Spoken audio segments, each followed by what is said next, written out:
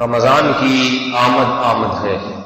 آج 26 شعبان ہے اور بظاہر میرا خیال ہے 29 فلکیات والے کیا کہہ رہے ہیں، محکمہ فلکیات، میرا خیال ہے وہ یہی کہہ رہے ہیں کہ 29 شعبان کے بعد یکم رمضان ہوگا، شعبان 30 کے بجائے 29 کا ہوگا۔ 3 دن باقی ہے رمضان شروع ہونے میں۔ اگر کسی مہمان کا پہلے سے استقبال کیا جائے، اس کی تیاری کی جائے، تو اس مہمان کا اچھا اکرام ہو جاتا ہے۔ کوئی مہمان عین وقت پہ آپ کے گھر آ دھن کے، آپ پہلے سے تیار نہیں تھے اس کے استقبال کے لیے، تو آپ کو غصہ بھی آتا ہے اور کوشش کے باوجود مہمان کی بے اکرامی ہو جاتی ہے۔ ممکن ہے اس کو گھر میں کھانے کے لیے کوئی چیز موجود نہ ہو، اس بات کا تو 99% امکان ہے کہ بجلی نہ ہو، جنریٹر چلانے میں 15-20 منٹ لگ جائیں، کھینچ کے اس کی وہ جو جنریٹروں نے بھی جواب دینا شروع کر دیا، تو عین وقت پر کوئی پہنچ جاتا ہے، اس کی پہلے سے ذہن میں تصور نہ ہو، تو ایسے مہمان کا انسان اکرام نہیں کر پاتا جیسے اس کی خدمت کرنی چاہیے۔ اللہ تعالیٰ کا بہت بڑا فضل ہے کہ 1 مہینہ متعین کر دیا اس نے، رمضان پہلے سے پتا ہوتا ہے کہ اب آنے والا ہے۔ 1-8 دن کا فرق تو پڑتا ہے، کبھی 29 کا، کبھی 30 کا۔ پشاور میں تو الحمدللہ 1 دن کا بھی فرق نہیں پڑتا، ان کا قیامت تک کے لیے متعین، پوری قوم کا جس دن ہوگا اس سے 3 دن پہلے، 3 دن 2 دن کا حساب انہوں نے رکھا ہوا ہے، 3 دن تو میں نے زیادہ مبالغہ کر دیا، 2 دن پہلے۔ میڈیا پہ اس کو بہت اچھالا جاتا ہے کہ دیکھو ایک ملک ہے اس پہ 2 عیدیں ہو رہی ہیں۔ اس کی وجہ یہ ہے کہ میڈیا مذہبی مذاق کا اس کو موقع ملے، مذہب کا مذاق اڑانے کا، تو ایسا کوئی موقع میڈیا ہاتھ سے جانے نہیں دیتا۔ حالانکہ اگر دیکھا جائے تو اس میں کوئی نقصان کی بات نہیں، اگر پشاور میں 1 دن پہلے ہو رہی ہے، ہماری 1 دن بعد ہی ہو رہی ہے، کیا ہو، کسی کا کوئی نقصان؟ انہوں نے سموسے 1 دن پہلے کھا لیے، جلیبیاں 1 دن پہلے کھا لی، سوئیاں 1 دن پہلے کھا لی، ہم تھوڑا 1 دن لیٹ ہو گئے۔ تو یہ کوئی ایسی بات نہیں ہے جس میں اتنا اس کو مسئلے کو اچھالا جائے، اتنا اچھالا جائے، لیکن میڈیا چسکے لے کے ان مسائل کو اچھالتا ہے، کیونکہ یہ علماء کا اختلاف ہے۔ حقیقت تو یہ بھی علماء کا اختلاف بھی نہیں ہے، اس اختلاف کی وجہ کیا ہے یہ پھر کسی اور وقت میں بتاؤں گا، بلکہ تھوڑا سا بتا ہی دیتا ہوں، تھوڑا سا۔ اس اختلاف کی سب سے بڑی وجہ جو اس وقت پوری دنیا میں چاند پر اختلاف ہوتا ہے، اس اختلاف کی سب سے زیادہ ذمہ دار سعودیہ کی حکومت ہے، حکومت سعودیہ۔ سعودیہ کا جو چاند دیکھنے کا حساب ہے وہ شریعت سے بالکل متصادم ہے، وہاں شہادت رویت کا کوئی سیٹ اپ ہی نہیں ہے، ساری دنیا میں اختلاف ڈالا ہے سعودی عرب میں، بس جو حکومت فیصلہ کر دے، وہاں کے جو سرکاری علماء ہیں سب کی بات نہیں، جو زیادہ قریب ہیں تو وہ اس پہ چلتے رہتے ہیں۔ وہاں کے علماء، بہت سے علماء خود اس نظام کے خلاف، چاند کا دور کا امکان نہیں ہوتا اور سعودیہ میں عید کا اعلان ہو جاتا ہے، حالانکہ محکمہ فلکیات والے چیخ کے کہہ رہے ہیں کہ چاند کی پیدائش نہیں ہوئی ہے، سعودیہ میں عید ہوئی ہے۔ فلکیات کا علم آج کل بہت ترقی کر گیا ہے، بلکہ یہ تو مسلمانوں نے سب سے پہلے جس فن میں ترقی کی ہے وہ فلکیات ہی کا علم ہے۔ اس کا اندازہ آپ اس سے لگائیں، صحابہ کرام اور تابعین جب دور دنیا میں گئے ہیں تو قبلے کا تعین کیسے کرتے تھے، وہ مسجدیں بنانے کے لیے۔ اس وقت بھی مسلمان سائنسدان تھے جنہوں نے کرو ٹریگنومیٹری، ایک پلین ٹریگنومیٹری ہوتی ہے، ایک کرو ٹریگنومیٹری، زمین چونکہ گول ہے لہذا کرو ٹریگنومیٹری کی بنیادیں رکھی گئیں سمتوں کا تعین کرنے کے لیے۔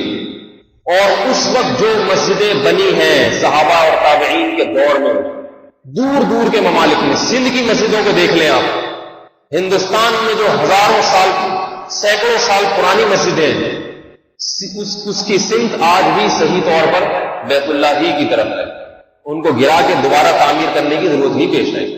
ان لوگوں کو کہاں سے پتا چلا کہ بیت اللہ اس طرف ہے؟ وَبِالنَّجْمِ هُمْ يَهْتَدُونَ، فلکیات سے اتنے آشنا تھے کہ فلکیات کی مدد سے سینکڑوں کلومیٹر کے فاصلے طے کیے جاتے تھے سمندر میں۔ حکومت سعودیہ اگر اس معاملے میں شریعت کے حکام پہ آ جائے تو دنیا سے اختلاف ختم ہو جائے گا۔ سعودیہ میں رہنے والے حضرات خود بتائیں، اکثر و بیشتر کیا انہوں نے اپنی آنکھ سے کبھی چاند دیکھا ہوتا ہے؟ وہاں اکثر نظر نہیں آتا، بہت چل رہے ہوتے ریڈیو پہ، ہمیں تو پھر بھی اگر اعلان ہوتا ہے ریڈیو سے تو اکثر نظر بھی آتا ہے، یہاں نہیں تو سندھ میں دیکھا ہوگا کسی نے، لیکن سعودی عرب میں چاند کے دیکھنے کا کوئی اہتمام نہیں. حکومت نے کیلنڈر بنائے، کیلنڈر بھی اگر بنا دے تو کوئی بات نہیں ہے، لیکن اس کیلنڈر میں بھی تو یہ بات ہو چاند کی پیدائش پر معیار نہ رکھا جائے، یہ معیار ہو کہ اتنا چاند ہو کہ دیکھنا کوئی چاہے تو اس کو نظر آنا چاہیے، رؤیت ممکن ہو اس کی. جو ماہرین فلکیات ہیں، خود ہمارے جامعۃ الرشید میں جو علماء ہیں وہ بتاتے ہیں کہ اس بات کا امکان تقریباً یہ بات ناممکن ہے کہ سعودیہ اور یہاں میں 2 دن کا فرق پڑ جائے. اتنا فاصلہ نہیں ہے، یہاں 2 دن کے بعد ہو رہی ہے، وہاں 2 دن پہلے ہو رہی ہے. اتنا فاصلہ تو نہیں ہے کہ 2 دن کا فرق پڑ جائے. اور یہ بھی میں آپ کی اطلاع کے لیے عرض کر دوں کہ اگر چاند کا نظام 100% شریعت کے مطابق کسی ملک میں ہے تو وہ پاکستان ہے. ممکن ہے ہندوستان میں بھی ہو، وہاں کا مجھے علم نہیں، لیکن پاکستان تو ہے باہر 100% شریعت کے مطابق. پشاور کو نکال کے ان کا اخفل سسٹم ہے، اخفل نظام. یہاں لوگ کمیٹیوں کے یہ جو چاند کمیٹی ہے، مفتی منیر صاحب جس کے سربراہ ہیں، ان پہ اعتراضات کرتے ہیں کہ یہ یوں ہے، یہ وہ ہیں، لیکن حقیقت یہ کہ ان اعتراضات کی کوئی بنیاد نہیں ہے. کسی کو 2 دن پہلے یا 2 دن بعد چاند نکالنے سے کسی کی صحت کو کوئی فرق نہیں پڑتا. کمیٹی نے روئی شہادتیں لے کے اعلان کرنا ہے تو وہ کیوں خام ہم 1 دن پہلے روزہ کھلوائے گی؟ بھائی کیوں روزہ کھلوائے گا؟ ایک صاحب 3-4 سال پہلے کی بات ہے، 29 شعبان کو ہلال کمیٹی نے اعلان نہیں کیا بلکہ یہ اعلان کیا کہ 30 روزے پورے 30 شعبان مکمل ہوگا، 1 دن بعد روزہ ہوگا. اگلے دن 30 شعبان تھا تو ہم سب کھا پی رہے تھے کہ روزہ نہیں ہے. ایک صاحب کھاتے ہوئے کہہ رہے ہیں کہ 1 روزہ ہلال کمیٹی کھا گئی، ہلال کمیٹی 1 روزہ کھا گئی. تو ہم نے کہا ہلال کمیٹی کھائیے تو آپ تو نہ کھاؤ، آپ رکھ لیتے. الزامات بھی لگائے جا رہے ہیں اور روزے کھائے بھی جا رہے ہیں. ہلال کمیٹی والوں سے، ان کے عقائد سے، ان کے مذہب سے ہمارا اختلاف ایک الگ رہا، لیکن جس میں جو برائی نہ ہو وہ الزام اس کے سر پہ نہیں تھوکنا چاہیے.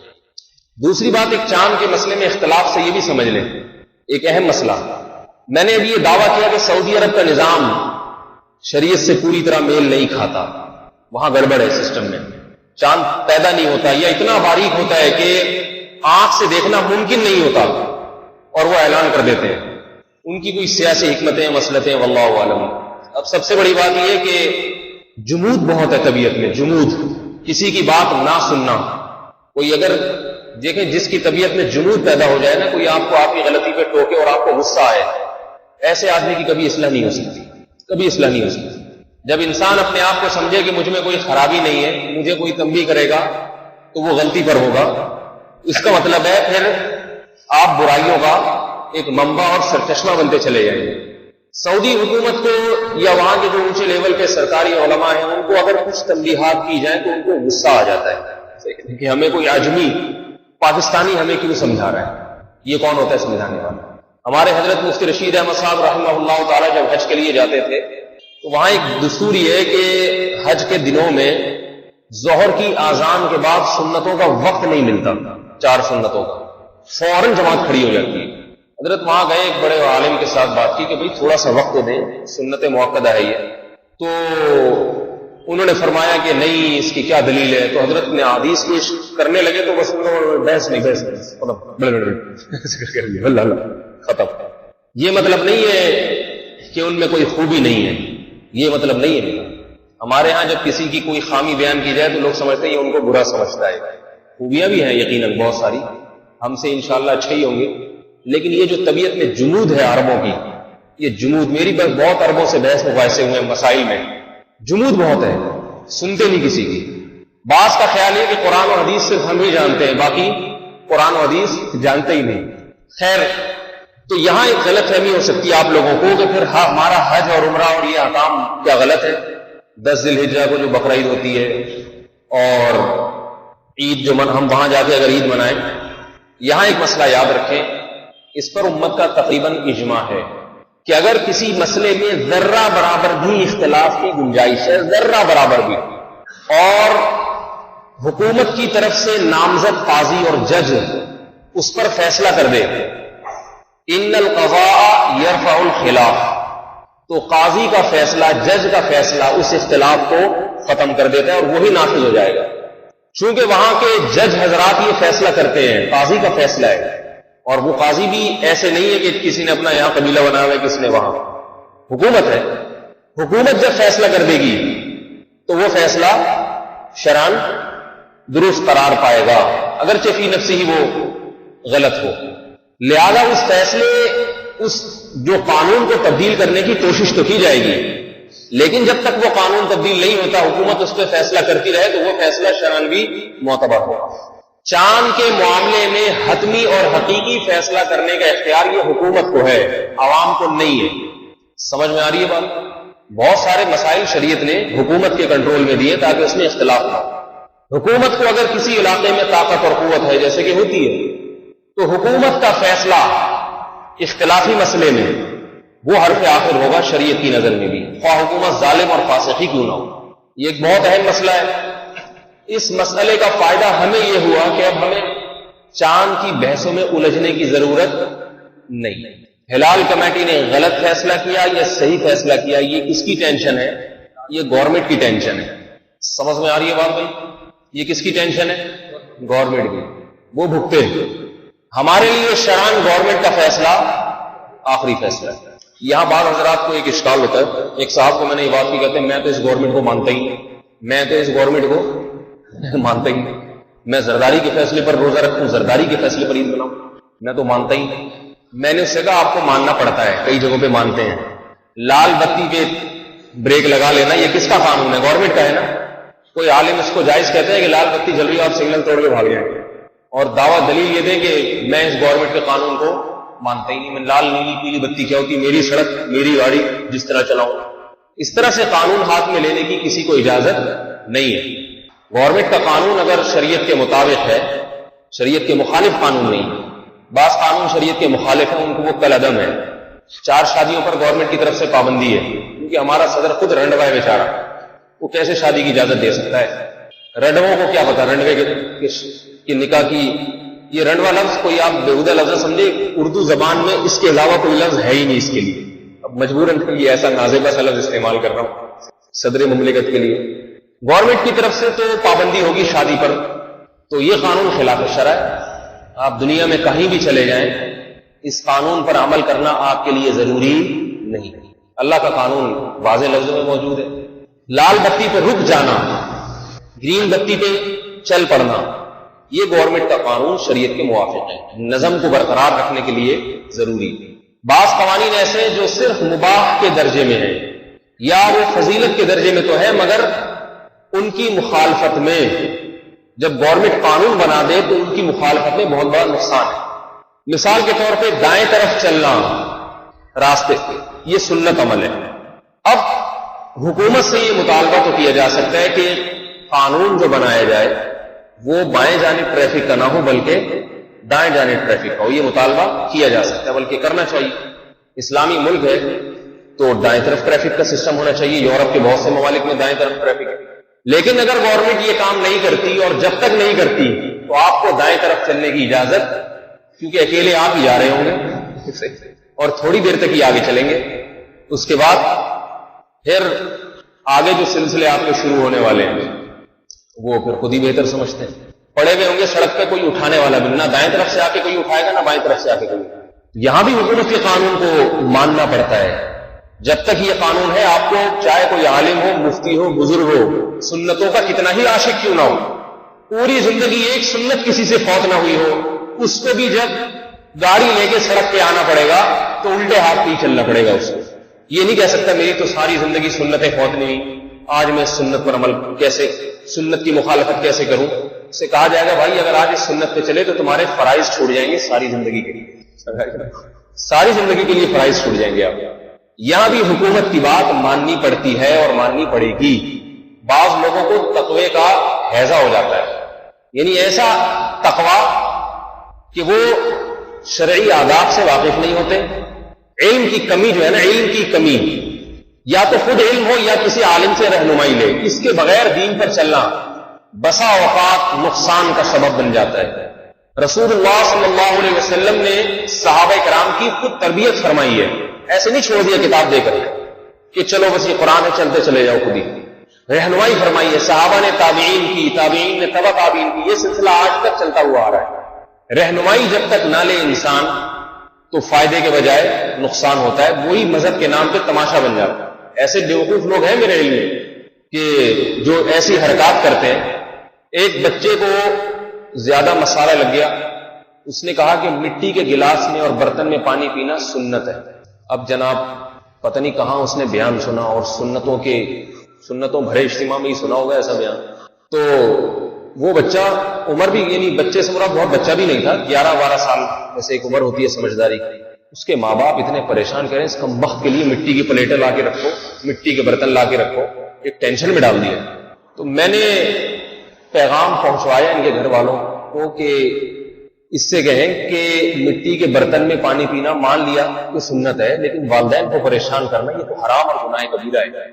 جب آپ کا اپنا گھر ہوگا الگ، جہیز میں مٹی کے برتن منگوانا بیگم سے، اور ٹاٹ بچھا کے زمین پہ سونا، کھجور کا تکیہ رکھنا، جو کی روٹی کھانا، صحیح ہے، اپنے خرچے پہ، والدین کو پریشان کرنے کی اجازت نہیں۔ تو سنت کے چکر میں، سنت کو اپنے خیال کے مطابق زندہ کرنے کے چکر میں والدین کی نافرمانی ہو رہی ہے، ان کو ستایا جا رہا ہے، ان کو پریشان کیا جا رہا ہے۔ مٹی میں پانی پینا سنت کا مطلب دینی سنت نہیں ہے، اس زمانے میں برتن ہوتے ہی مٹی کے تھے۔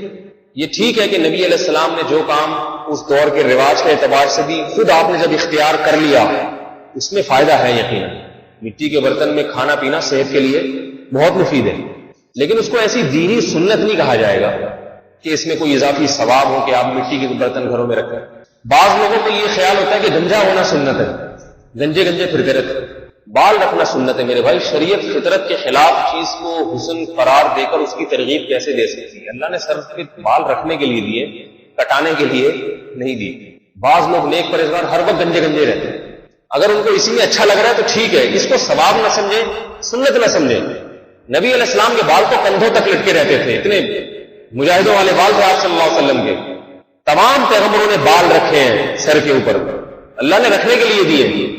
حضرت عیسیٰ ابن مریم علیہ السلام جب قرب قیامت میں نازل ہوں گے جہاد کے لیے، روایات کا مفہوم ہے کہ آپ کے کندھوں تک، شانوں تک بال لٹکے ہوئے ہوں گے اور ان سے پانی ٹپک رہا ہوگا، کیونکہ جب آپ کو آسمانوں پہ اٹھایا گیا تھا اس وقت آپ غسل کر کے گئے تھے اور بال آپ کے گیلے تھے، پانی ٹپک رہا تھا۔ اللہ نے حضرت عیسیٰ کے اپنے وقت کو روک دیا ہے، اسی حالت میں جس حالت میں آسمانوں پر اٹھے تھے اسی حالت میں نازل ہوں گے اور بڑے بڑے بال ہوں گے۔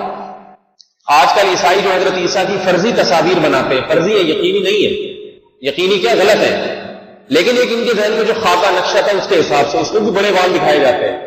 خیر، میں یہ عرض کر رہا تھا کہ حکومت کو شریعت نے حرف آخر بنایا بہت سارے مسائل میں، اس کی بھی میں بہت ساری مثالیں تھیں، وقت کم ہے، پھر موضوع کسی اور طرف نکل جائے گا۔ اس لیے ہمارے لیے جب گورنمنٹ نے ایک فیصلہ کر دیا کہ یہ چاند ہو گیا ہے تو بس ہو گیا، سمجھ آئیے نا، حکومت کہہ دے کہ عید ہے کل تو ہمارے لیے عید ہے اور لوگوں کو اس کو ماننا پڑے گا۔ رسول اللہ صلی اللہ علیہ وسلم نے اس معاملے میں اتنی احتیاط فرمائی، آپ علیہ السلام نے شک کے دن روزہ رکھنے سے منع کیا ہے۔ شک کا روزہ کسے کہتے ہیں؟ 29 شعبان کو بادل تھے آسمان پہ، آپ کو چاند نظر نہیں آیا، حکومت نے فیصلہ کیا کہ 30 روزے پورے ہوں گے۔ اب بعض جن کو زیادہ مسالہ چڑھا ہوا وہ کہیں یار ہو سکتا ہے کہ کل رمضان، یعنی آج یکم رمضان، گورنمنٹ تو کہہ رہی ہے 30، لیکن ہو سکتا ہے کیونکہ بادل تھے، ممکن ہے چاند ہو اور نظر نہ آیا، اس لیے گورنمنٹ نے فیصلہ نہیں کیا، ہو سکتا ہے آج یکم رمضان ہو، اور نہیں بھی ہوا تو ایک دن میں احتیاطاً رکھ لیتا ہوں۔ اللہ کے نبی نے یہاں احتیاطاً رکھنے سے بھی بولو بھائی منع کیا، نہ اجازت ہے، سارا سال پڑا روزے رکھنے کے لیے، سارا سال پڑا، یہ دن کیوں رکھ رہے ہو؟ کیوں اس سے قوم میں اختلاف پیدا ہوگا؟ وہمی بن جاؤ گے، وہمی۔ اسلام کو وہمی لوگ پسند نہیں ہے، وہمی نہیں چاہیے۔ بعض وضو کا وہم ہو جاتا ہے، گھنٹہ بیٹھ کے وضو ہی نہیں ہو رہا ان کا، وضو کھانے میں بیٹھے رہتے ہیں، پولیس کو بلوانا پڑتا ہے، بھائی اس کو لے آؤ یہاں سے اٹھا دو، وضو ہی نہیں پورا ہو۔ بعض کو یہ وہم ہو جاتا ہے، دیکھو ہمیں اللہ تعالیٰ نے بہت سارے کاموں کے لیے پیدا کیا ہے، سارا دن بیٹھ کے وضو کرنے کے لیے پیدا نہیں کیا، وضو کا حکم دیا تاکہ پاک صاف رہو۔ اب کسی کو وضو ہی کا بخار ہو جائے، اس کا وضو ہی نہیں پورا ہو رہا، تو کہاں قوم کی خدمت کرے گا، اونچے کام کیسے کرے گا؟ جاؤ 2 منٹ میں وضو کر کے آ کے، اس کا وضو ہی نہیں ہو رہا، بیٹھا ہوا ہے نلکے کے نیچے کھول کے، کئی لوگ آپ کو نظر آئے، پھر وضو ہونے کے بعد ان کو شک ہوتا ہے پتہ نہیں ہوا تو نہیں نکل گئی، پیشاب کا خطرہ تو نہیں آ گیا؟ یہ ایک بیماری. 50% نوجوان اس میں مبتلا ہیں، شک میں. وضو کرتے ہیں کچھ محسوس ہوا ہے، وضو سے پہلے کچھ محسوس نہیں ہوتا. صبح سے لے کے ظہر کی نماز کے وقت تک کسی قسم کا کوئی بھی چیز محسوس، بولو بھائی، نہیں. وضو کیا اور محسوس ہونا شروع ہو، کچھ نکل رہا ہے، ہوا نکلی ہے، کچھ نکل آئے گا. نماز نہیں پڑھی جا رہی، کچھ نکل آئے گا. نماز کے بعد جا کے شلواریں چیک کرتے ہیں اور وہ پھر کچھ محسوس کوئی طریقے سے نظر آ گئی کہ وہ وضو کرتے ہوئے بھی چھینٹیں پڑ جاتی ہیں، بعض دفعہ استنجا کرتے ہوئے شلوار گیلی ہوئی ہے، اب پھر سے وضو، پھر سے نماز. بعض تو پھر بیزار ہو کے نماز چھوڑ دیتے ہیں. ایک وہمی ہے، وہمی میرا دماغ چاٹ کے رکھا ہوا ہے اس نے. میں نے اسے فتویٰ دیا ہے کہ تمہارا وضو نہیں ٹوٹتا کچھ بھی ہو جائے. کتنا بیزار آ گیا ہے اس سے. میں نے کہا قیامت کے دن میرا گریبان پکڑنا، اگر کسی نے کہہ دیا نا تمہارا وضو ٹوٹا تھا، میں نے کہہ دوں گا یا اللہ اس کا نہیں ٹوٹتا تھا، مجھے پتا تھا. کہیں دور گٹر کا پانی نظر آ جائے تو کافی دور سے گزرتے، چھینٹنا پڑ جائے گا. اگر ایسے انسان زندگی گزارے گا تو چند دنوں میں پاگل ہو جائے گا. اور نام اس کو پاگل پنے کو تقویٰ کا دیا جاتا ہے. حضرت اتنے متقی کے پاگل ہو گئے. متقی پاگل تھوڑی ہوتے ہیں بھائی، متقی تو بڑے ذہین ہوتے ہیں. انبیاء کرام سے زیادہ تقویٰ کس میں تھا؟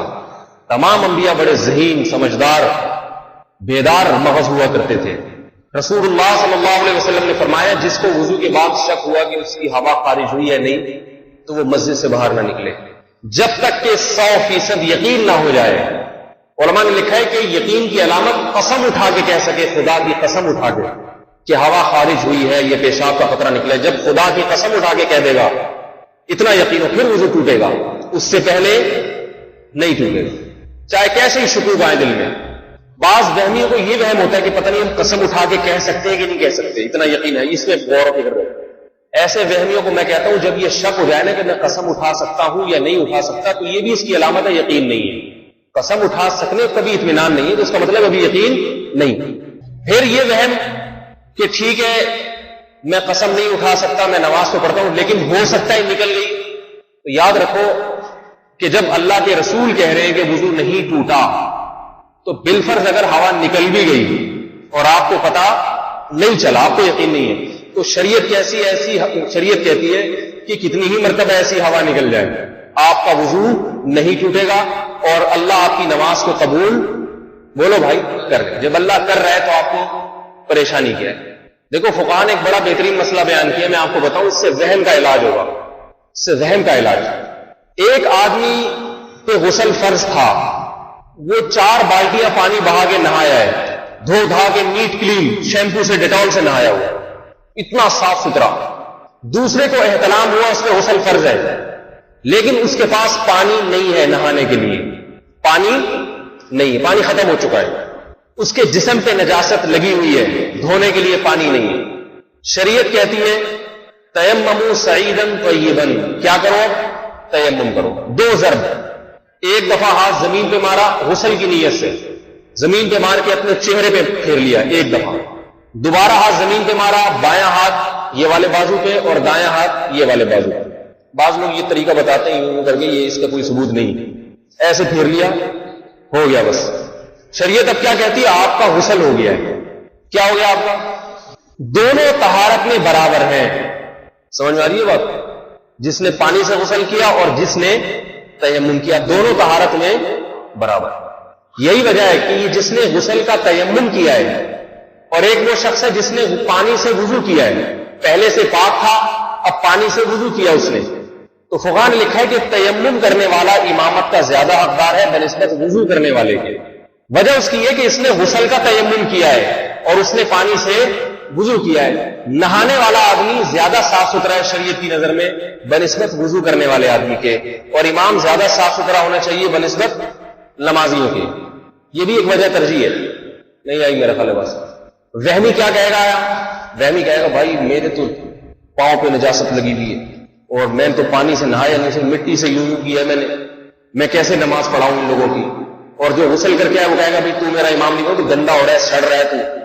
لیکن اگر وہ شریعت کی تعلیمات سے آشنا ہوگا، اللہ رسول کے حکم پہ سر جھکانا جانتا ہوگا، تو اسے پتا ہے کہ بھائی اب شریعت یہ کہہ رہی ہے کہ جس کے پاس پانی نہیں ہے اس نے اگر تیمم کی نیت سے غسل کیا تو گویا یہ ڈیٹول سے نہا گیا ہے، یہ ایسا صاف ستھرا ہے، یہ نہانے والا اور میں وضو کرنے والا، نہانے والا امامت کا زیادہ حقدار ہے بنسبت وضو کر کے آنے والے۔ سمجھ میں آ رہی ہے بھائی بات؟ تو جب اللہ کے رسول صلی اللہ علیہ وسلم کہہ رہے ہیں تمہارا وضو نہیں ٹوٹا، شک اور وہم سے نہیں ٹوٹتا جب تک خدا کی قسم اٹھا کے نہ کہہ سکو کہ ہوا خارج ہوئی ہے یا پیشاب کا قطرہ نکلا ہے، خدا کی قسم اٹھا کے نہ کہہ سکو، تو جب تک ایسا نہ ہو اس وقت تک اللہ اس کے رسول کہتے ہیں کہ وضو ہے تمہارا اور میں نماز قبول کر لوں گا۔ ایک بات یہ، دوسری بات یہ، آپ نے وضو کیا، ظہر میں وضو کیا تھا، عصر کا وقت آ گیا، آپ کو وضو کرنا یاد ہے، وضو کا ٹوٹنا یاد نہیں ہے، اب آپ شک میں ہیں کہ پتہ نہیں میرا وضو اب تک باقی ہے بھی یا نہیں ہے۔ سمجھ میں آ رہی ہے بات؟ آپ غور و فکر میں تجسس میں ہے کہ اب تک پتہ نہیں میرا وضو باقی ہے یا نہیں ہے، تھوڑی دیر دماغ پہ دباؤ ڈالا، آپ کو ٹوٹنا یاد نہیں آیا، تو شریعت کہتی ہے کہ وضو آپ کا باقی، بولو بھائی، باقی ہے وضو، بس آپ کو چونکہ ٹوٹنا یاد نہیں ہے تو بس ہے۔ وہمی کہے گا نہیں ہے، اللہ رسول کہہ رہے ہیں، اور جس کو اللہ رسول کی آیات پر احکام پر یقین ہوگا وہ خشوع سے نماز پڑھے، جس کو یقین نہیں وہ ساری نماز نہیں سوچ رہے پتہ نہیں ہے بھی کہ نہیں، پتہ نہیں ہے بھی کہ نہیں۔ تو اس لیے یوم شک کا روزہ رکھنے سے بھی منع کیا ہے۔ 30 شعبان گورنمنٹ نے اعلان کیا 30 شعبان ہے، آپ کو روزہ رکھنے کی اجازت نہیں، اس شک پر کہ ہو سکتا ہے آپ یکم رمضان ہو، نہ بس ہاں جس نے خود اپنی آنکھوں سے چاند دیکھا ہے اس کے لیے الگ مسئلہ ہے، لیکن یہ پشاور میں دیکھا نہیں جاتا اپنی آنکھوں سے چاند، یہ بھی بتا دوں آپ کو۔ 2-3 سال سے ہمارے جامعۃ الرشید کے جو محکمہ فلکیات والے ہیں یہ پشاور، مالاکنڈ اور ان تمام پہاڑی علاقوں کے اپنے افراد کو بٹھاتے ہیں کہ دیکھیں انہیں کیوں آ رہا ہے ہمیں کیوں نہیں آ رہا، وہاں بٹھاتے ہیں تو وہاں شہادتیں نہیں موصول ہوتی، پھر بھی اعلان ہو جاتا ہے۔ تو اللہ ہی ہدایت دے سکتا ہے۔ چاند حضرت خود فرما رہے تھے کہ ایک دفعہ میں مفتی رشید احمد صاحب رحمۃ اللہ نے بتایا کہ میں نے وہاں دیکھا کہ چاند کا اعلان ہوا، شہادتوں تو میں نے جس شہادت جس نے دی اس کو بلوایا، میں نے پوچھا کہاں دیکھا ہے، اس نے وہ سمت بتائی جہاں چاند کا پیدائش کا امکان ہی نہیں ہے۔ سمجھ آ گئی نا بات ہے؟ مغرب کی طرف چاند ہوتا ہے، پتہ نہیں شمال کی طرف یا جنوب کی طرف کہہ رہا ہے۔ بہرحال میں یہ کر رہا تھا کہ چاند کے مسئلے میں اختلاف نہ کریں۔ رسول اللہ صلی اللہ علیہ وسلم نے فرمایا کہ روایت کا مفہوم ہے قرب قیامت کی علامات میں سے ہے کہ لوگ چاند کو دیکھ کے یہ باتیں کریں گے کہ یہ دوسرے دن کا ہے۔ سمجھ میں آ رہی ہے بات؟ کیا کہیں گے کہ یہ اس طرح کی باتیں کر کے اختلاف ڈالیں گے، شک ڈالیں گے لوگوں میں۔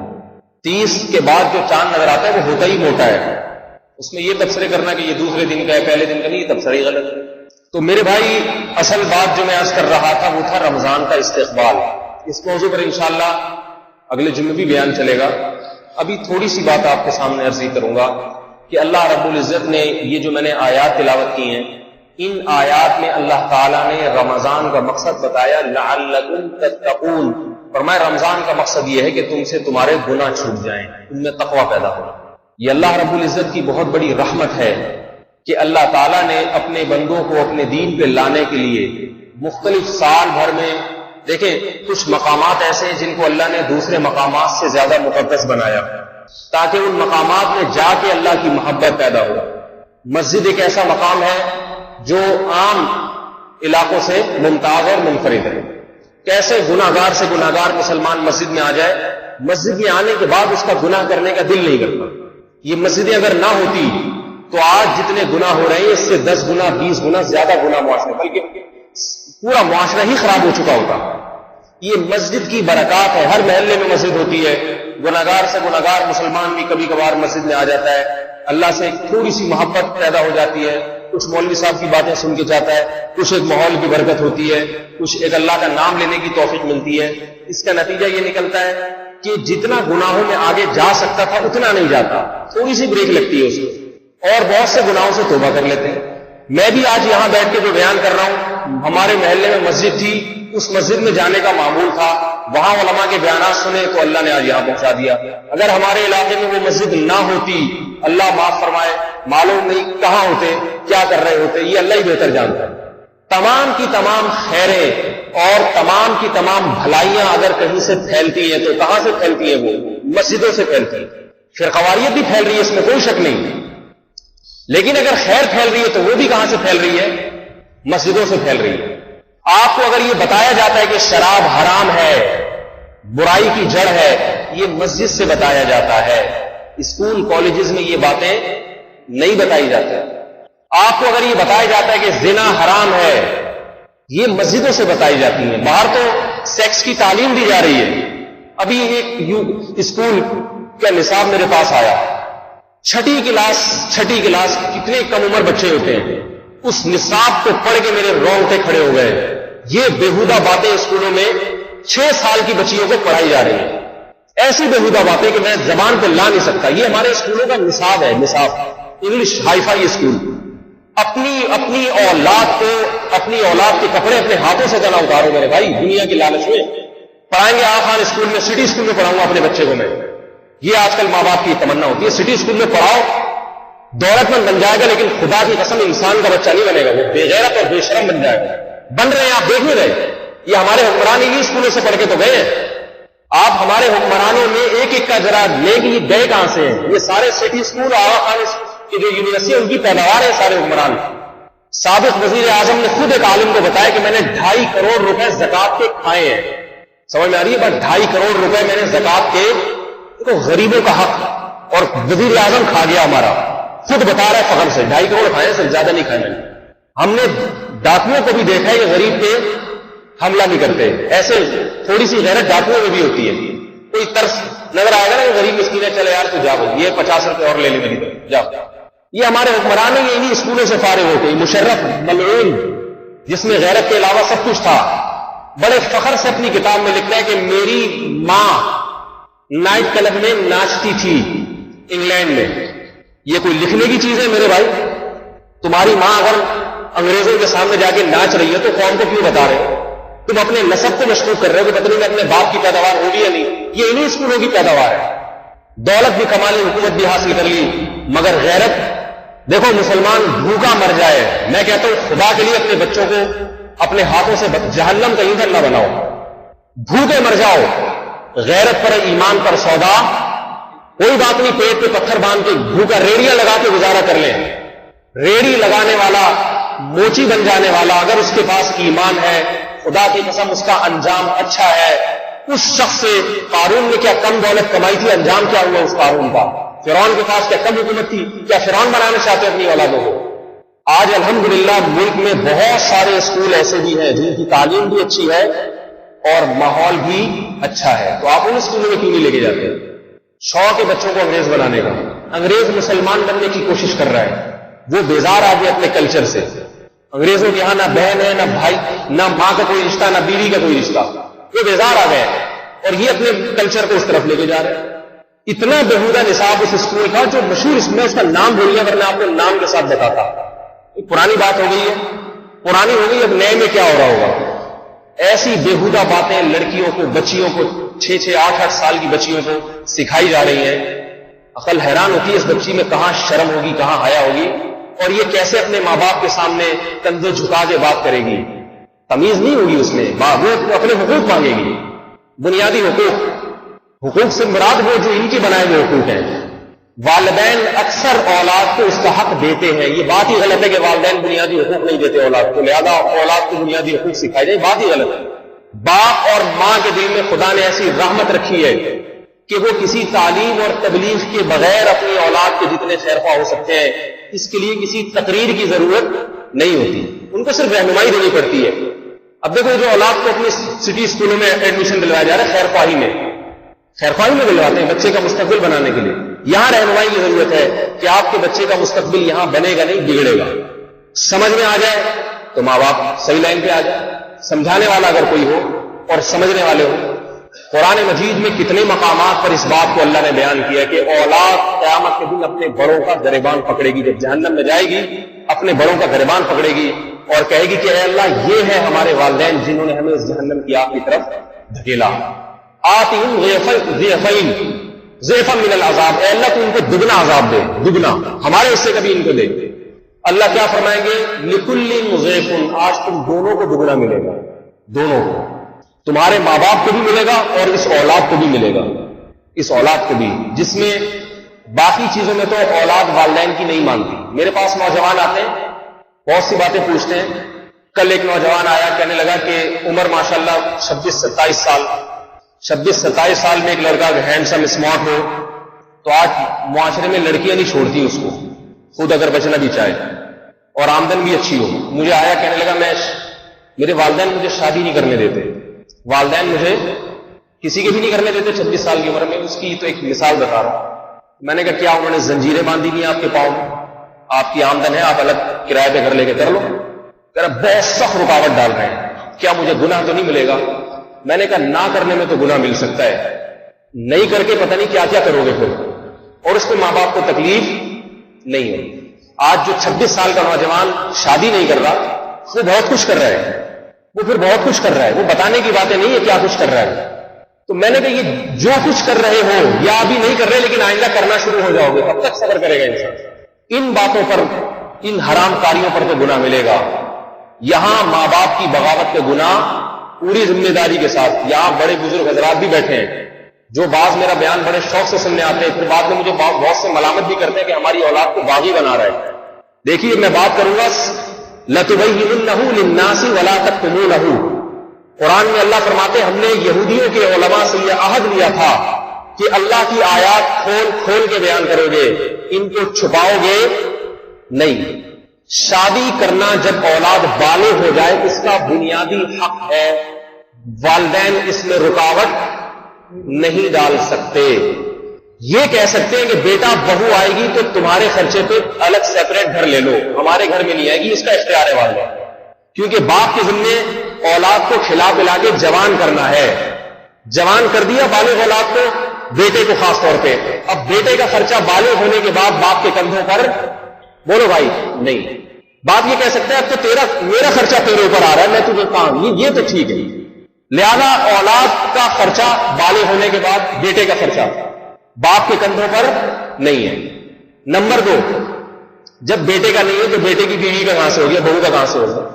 لہذا باپ یہ تو کہہ سکتا ہے کہ اگر تم نے کرنی ہے اپنی ذمہ داری پہ الگ فلیٹ الگ گھر کرائے پر لے کر 1 کے بجائے 4 کر لو، میں خرچہ نہیں اٹھاؤں گا، میرے ذمہ پال پوس کے جوان کرنا تھا کر دیا. یہ تو جائز ہے بالکل، اس میں کوئی گناہ نہیں ہے. لیکن کہ نہیں کرنے دوں گا جیسے کہ آج کل ہو رہا، نہیں تمہاری بہنیں بیٹھی ہوئی، بہنیں تو اسی وجہ سے بیٹھی ہوئی ہیں نا. یہ کرے گا، کسی کی بہن کو فارغ کرے گا تو اس کے بھائی فارغ ہوں گے. سب یہی کر رہے ہیں. ہر گھر میں بہنیں بیٹھی ہیں بھائی، ایک گھر نہیں ہے کوئی. یہ بیٹھی اسی وجہ سے ہے کہ ان سے جو مرد شادی کرتے وہ اپنی بہنوں کی وجہ سے بیٹھے ہوئے ہیں. وہ کریں گے تو یہ نمٹیں گی نا. نہیں آ رہی بات سمجھ میں؟ ہر گھر میں یہ مسئلہ ہے. میرے پاس تو صبح شام لوگ آتے ہیں یہ بات کرنے کے لیے، 6 بہنیں 5 بہنیں، میں کیسے شادی کروں؟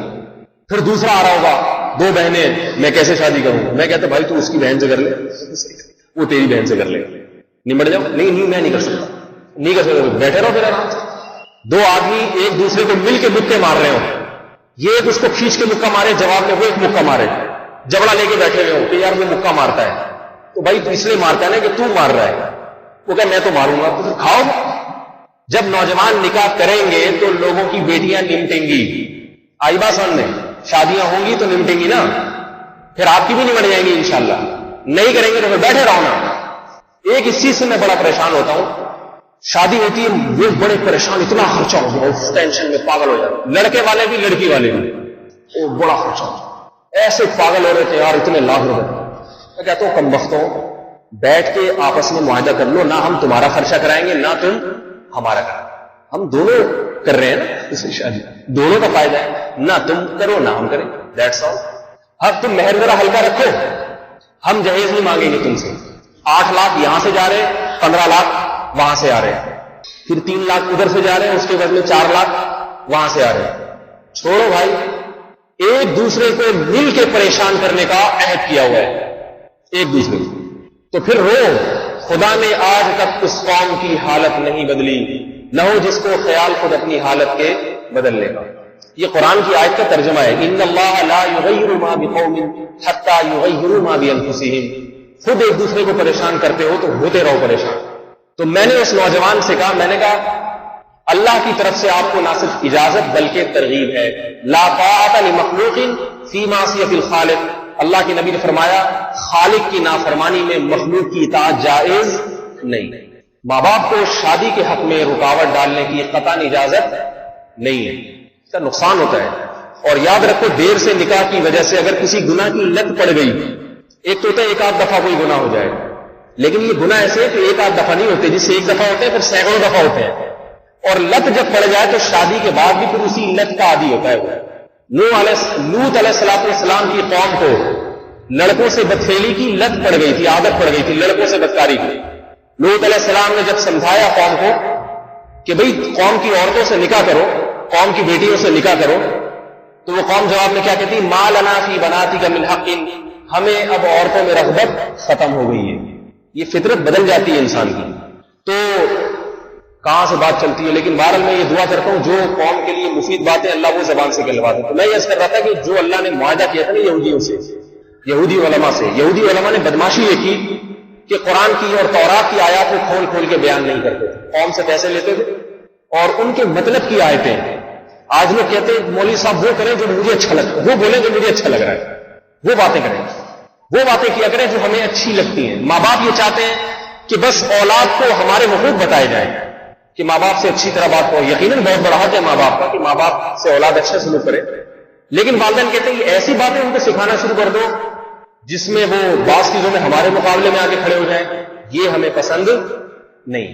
ایک صاحب اپنے بچے کو لائے ایک مولوی صاحب کے پاس کہ یہ بدتمیز ہو گیا بہت، ماں باپ کی مانتا نہیں، اس کو تھوڑا سا سمجھائیں. مولوی صاحب نے کچھ زیادہ سمجھا دیا، مسالہ زیادہ لگ گیا.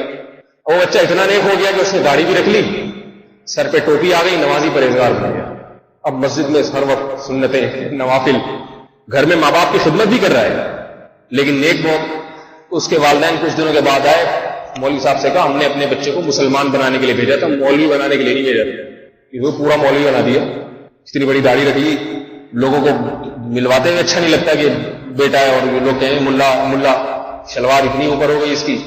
تو ماں باپ یہ چاہتے ہیں کہ بس اتنا ہو کہ باپ کو باپ سمجھے، ماں کو ماں سمجھے، آگے اللہ کو اللہ سمجھے، رسول کو رسول. یہ نہیں چاہیے اتنا. تو میرے بھائی اتنا نہیں ہوتا. جو اللہ کو اللہ سمجھتے ہیں وہی ماں باپ کو ماں باپ بھی وہی سمجھتا ہے. انگریز اللہ کو اللہ نہیں سمجھتے، لہذا ماں باپ کو ماں باپ نہیں سمجھتے. صحیح بات سمجھتے، بہن کو بہن نہیں سمجھتے، بھائی کو بھائی نہیں سمجھتے. ہم چونکہ اللہ رسول کو مانتے ہیں، ہمیں تو اللہ رسول نے حکم دیا یہ تمہارے والدین ہیں، لا تقل لہما اف، ان کے سامنے اف نہیں کرنا. کتنے نوجوان میں جانتا ہوں امریکہ میں، کینیڈا میں، کما کما کے والدین کو کما کما کے بھیج رہے ہیں کئی سالوں سے. کتنی بڑی اچھی بات ہے یہ. ساری زندگی خرچہ اٹھاتے رہتے ہیں بڑھاپے تک، اور اس پہ بھی روتے ہیں کہ ہم والدین کا حق نہیں ادا کر رہے ہیں. تو یہ سب اللہ رسول کو ماننے کے اثرات ہیں، اسی کے نتائج ہیں. تو جلدی جلدی بات کو میں موضوع تو انشاءاللہ چلتا رہے گا یہ رمضان کا. تو بھائی دیکھو، اور مہمان کی پہلے سے استقبال کیا جائے نا، جو میں بات شروع کی تھی بیان میں، تو فائدہ ہوتا ہے. رمضان ابھی آ رہا ہے، آپ نے بھرپور طریقے سے اس کا استقبال کرنا ہے. کیسے کرنا ہے یہ میں آپ کو بتاتا ہوں. ہمارا استقبال حال پوروں میں مسجدوں کو سجا کے نہیں ہے. آج مسلمان نے ہر چیز میں یہ سجاوٹ. 15 شعبان کی رات کو دیکھیں مسجدیں ایسی چمک دمک، قبرستان چمک رہے ہیں، مسجد چمک رہی ہیں، اور مدنی منع بھی چمک رہے ہیں، مدنی منیاں بھی چمک رہی ہیں، سبھی چمک رہے ہیں. یہ اتنا چمکیلے پن کی ضرورت نہیں ہے. یہ ایک بات یاد رکھیں، اسلام جو ہے نا، اسلام میں صرف ولیمے کا کھانا یہ دعوت ہے. باقی اسلام کوئی کھلائی پلائی ہے کھانے پینے کو اتنا پسند نہیں کرتا ہے. رسول اللہ صلی اللہ علیہ وسلم نے فرمایا کہ کافر 7 آنٹیں پیٹ بھر کے کھاتا ہے اور مومن 1 آنٹ. مومن کی خوراک کافر کی نسبت، اگر کامل مومن ہوگا اور وہ سامنے والا کامل کافر ہے، مکمل کافر، سب سے بڑا کافر، تو دونوں کی خوراک میں 7 گنا کا فرق ہوگا. سمجھ میں آ رہی ہے بات؟ اتنا کھوڑنا ہر موقع پر کھانے پینے کی، ہر موقع پر کھاتے ہیں، مذہب سمجھ کے کھاتے ہیں. بعض لوگ بہنوں کی جائیداد کھا گئے مذہب سمجھ کے. ہر وقت کھانا، ہر وقت. ابھی ایک شروع نہیں ہوتا، ابھی وہ والے حلوے شروع ہو جائیں گے، پھر وہ والے حلوے، پھر وہ والی دیگ. اور پھر ہمارے نبی صلی اللہ علیہ وسلم میرے بھائی 2 وقت کبھی پیٹ بھر کے کھانا نہیں کھایا ہے. تو وہ نبی کیسے ایک امت کے لیے گوارا کریں گے کہ کبھی یہ والا حلوہ پکائیں، کبھی حلیم پکائیں، کبھی یہ پکائیں. امام حسین کی یاد میں کھا رہے ہیں لوگ، کربلا کی یاد میں حلیم پکتے ہیں. کربلا میں کہا یہ جاتا ہے کہ امام حسین، حضرت حسین رضی اللہ تعالیٰ عنہ بھوکے پیاسے جام شہادت نوش کیا. تو کربلا کی یاد میں تو 3 دن کا فاقہ ہونا چاہیے اگر کسی نے یاد کرنی. پوری رات حلیم کے گھوٹے لگتے ہیں، اس میں بھی کھا رہے ہیں. صبح صبح امام حسین کی یاد میں اور عجیب لاجک پیش کی جاتی ہے کہ چونکہ امام حسین کا چاول بند، آٹا بند، دال بند، گوشت بند، ساری چیزیں بند، لہذا حلیم میں یہ ساری چیزیں ڈلیں گی. ان کو ایک بھی نہیں ملی اور ہم ایک ایک لقمے میں ہر چیز کھائیں گے. روزے رکھنا یہ شریعت کی ترغیب ہے. ہمارے کتنے اسلاف روزانہ روزہ رکھا کرتے. صاحب ہدایہ 13 سال تک مسلسل روزے. ایک صحابی رسول اللہ صلی اللہ علیہ وسلم کے پاس آئے، عرض کیا یا رسول اللہ، ابھی دیکھو رمضان بھی یہ روزے رکھنے کے لیے آ رہے ہیں، یہ اللہ کا حکم ہے، روزے رکھو، کھاؤ نہیں، روزے رکھو تاکہ کچھ تھوڑا سا مجاہدوں کی عادت پڑے، دنیا کی بے رغبتی پیدا ہو، مسلمان کو کم کھانے کی عادت پڑے. کم کھائے گا تو قوم کی جائیدادیں کھانا بھی چھوڑے گا، دوسروں کا حق دینا سیکھے گا. جب عادت ہی کم کھانے کی پڑ جائے گی، کیا ضرورت ہے دوسروں کے نوالا کو؟ اس کو پتا ہے کہ دیکھو رمضان میں 1 مہینہ ہم روزے رکھتے ہیں، عید کے دن ہمیں پتا چلتا ہے کسی قسم کی جسم میں کوئی کمزوری نہیں ہوتی. اس سے پتا چلتا ہے کہ 2 ٹائم پیٹ بھر کے کھانا بھی صحت کے لیے کافی ہے. سحری کے وقت ایک افطاری میں بالکل فرسٹ کلاس ہو جاتا ہے، پتا چل جاتا ہے. اور ایک بہت بڑا سبق ملتا ہے کہ افطاری کے وقت 2-3 کھجوریں کیا پیٹ میں اترتی ہیں، 1 آدھ پکوڑا اتر گیا، پانی اتر گیا، کیسا جسم حشاش بشاش اور طاقتور ہو جاتا ہے. اس سے پتا چلتا ہے کہ 2 نوالے انسان کی کمر کو سیدھا کرنے کے لیے بہت ہیں. یہ جو اتنے مرغے کھائے جا رہے ہیں نا، ان سے کولیسٹرول میں اضافے کے بجائے اضافے کے سوا کچھ بھی حاصل نہیں ہو رہا. آج قوم کو کھانے کی ضرورت نہیں ہے، پرہیز کرنے کی ضرورت ہے. ہسپتالوں میں آپ جتنے مریض دیکھیں، کم خوراکی والا ایک مریض بھی نہیں ہوگا، سارے کھا کے بیمار ہوئے ہوں گے. یہ اس دن کھا گئے تھے، بہت زیادہ کھا گئے تھے، لہذا 3 دن سے بیمار پڑے. اس دن انہوں نے وہ چیز کھائی ہے جو آج تک کسی نے نہیں کھائی. آئی بات سمجھے؟ اس دن انہوں نے یہ چیز کھا لی. کولیسٹرول بڑھتا چلا جا رہا ہے. دبلا پن بہت کم نظر آئے گا آپ کو معاشرے میں. دبلے بیمار آپ کو بہت کم، کے بیچارہ موٹا نہیں ہے. موٹاپا بہت ہے ہمارے معاشرے میں. میں خدا نخواستہ بدگمان نہیں ہو رہا، بعض دفعہ موٹاپا پیٹ کی خرابی سے بھی ہوتا ہے، پانی کراچی کا خراب ہے تو کسی پہ بدگمان نہیں ہو رہا. لیکن ہمارے ہاں دبلا پن مرض نہیں. پولیس والوں کو دیکھیں، کوئی باریک پولیس والا نظر آیا آپ؟ کوئی بھی نظر نہیں آیا. بیلٹیں چھوٹی پڑ گئی ہیں. تو رمضان میں سبق ملتا ہے کہ دیکھو چند والے کھا لیے فرسٹ کلاس، اور کتنا اچھا کتنی اچھی طبیعت ہو جاتی ہے، ہلکا پھلکا ہو جاتا ہے، چست پھرتیلا بدن ہو جاتا ہے. ایک صحابی آئے رسول اللہ صلی اللہ علیہ وسلم کی خدمت میں، عرض کیا یا رسول اللہ، میں روزانہ روزے رکھوں گا موت تک. آپ صلی اللہ علیہ وسلم نے فرمایا نہیں، تم اس کی طاقت نہیں رکھ سکتے. دیکھو صحابہ یہ والی باتیں آگے پوچھتے تھے، کیا میں روزہ رکھ لوں؟ ہم ہوتے کہ پوچھتے یا رسول اللہ کیا میں صبح دودھ جلیبی کے علاوہ آج کوئی اور حلوہ پکا لوں؟ آج میں جمعرات کے دن، جمعرات کو ہمارے ہاں کوئی نظر و نیاز تقسیم ہوتی ہے، تو آج میں اس میں گڑ کا حلوہ پکا لوں، چینی مہنگی ہو گئی. ہم لوگ یہ مسائل پوچھتے. صحابہ پوچھتے تھے، کھاتے تو روز ہی ہیں، یا رسول اللہ میں چاہتا ہوں دن میں روز روزہ رکھا کرو، صرف رات کو کھاؤ. یہ مسائل صحابہ پوچھتے تھے. آپ صلی اللہ علیہ وسلم نے فرمایا نہیں، اس کی طاقت تم میں، ابھی تو جوان ہو، بعد میں بوڑھے ہو جاؤ گے، نہیں رکھ سکتے. صحابی نے کہا یا رسول اللہ، آپ نے فرمایا کچھ کم، فرمایا 1 دن روزہ 1 دن لاوا. نہیں بلکہ فرمایا کہ مہینے میں صرف 3 روزے رکھو، یہ پورے سال کے روزوں کے برابر ہے. صحابی نے یہ نہیں کہا کہ بس نبی نے کہہ دیا 3 روزے اب میں 3 ہی رکھوں گا. فرمایا نہیں یا رسول اللہ، مجھ میں اس سے زیادہ کی طاقت ہے، جوان ہٹا کٹا آدمی ہوں، بھرپور صحت ہے، 3 روزے تو بائیں ہاتھ کا کھیل ہے، کچھ بڑھائیں، اضافہ کریں اس میں. آپ صلی اللہ علیہ وسلم نے اضافہ کیا یہاں تک کہ آپ صلی اللہ علیہ وسلم نے فرمایا اگر بہت زیادہ رکھنا ہے تو داؤد علیہ السلام والا روزہ رکھو، 1 دن روزہ 1 دن نہا، 1 دن روزہ 1 دن نہا.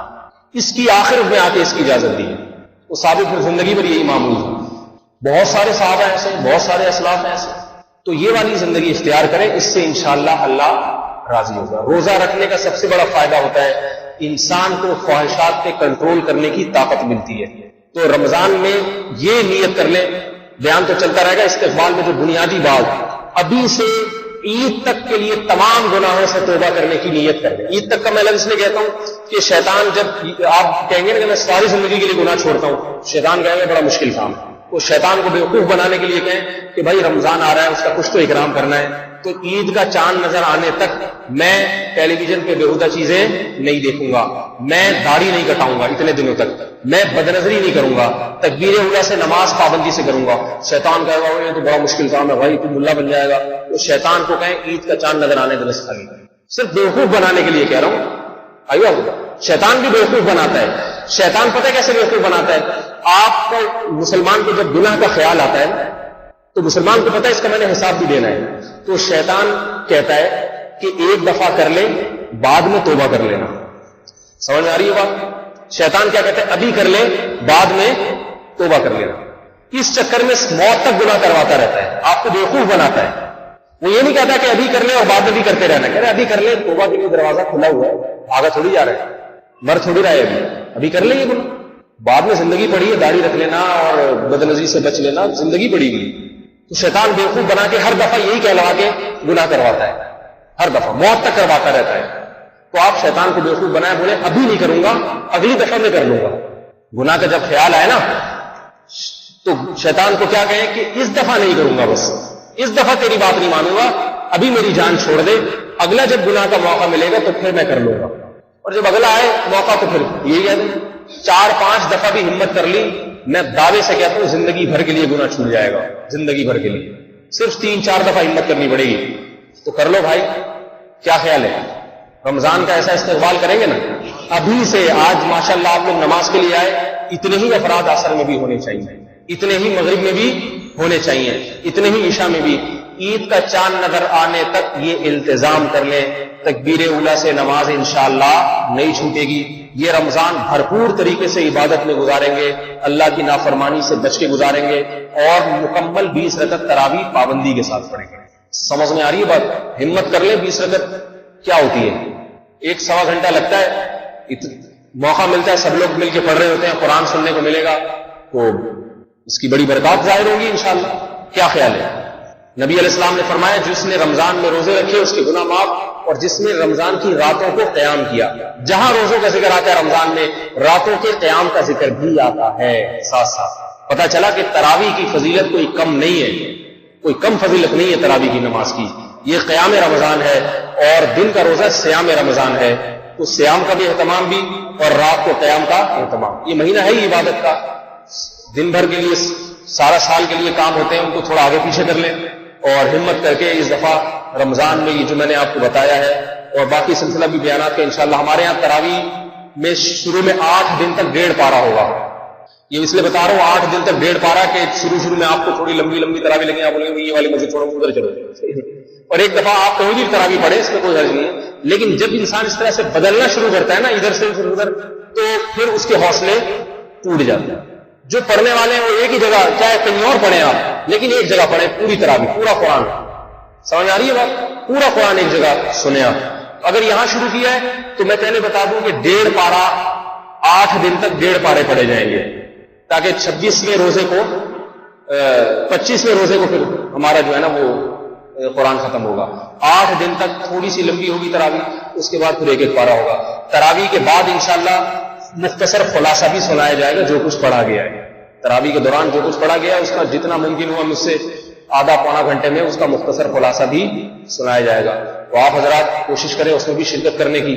اس خلاصے کو نیٹ پر بھی اپلوڈ کیا جائے گا، گھروں میں خواتین بھی سن سکتی ہیں، ورنہ خواتین یہاں کمرہ کھلا ہوگا انشاءاللہ، یہاں آئیں، بیان سنیں، کوئی پابندی نہیں ہے. تو کوشش کریں یہ مہینہ تھوڑا سا اللہ کی عبادت میں گزر جائے.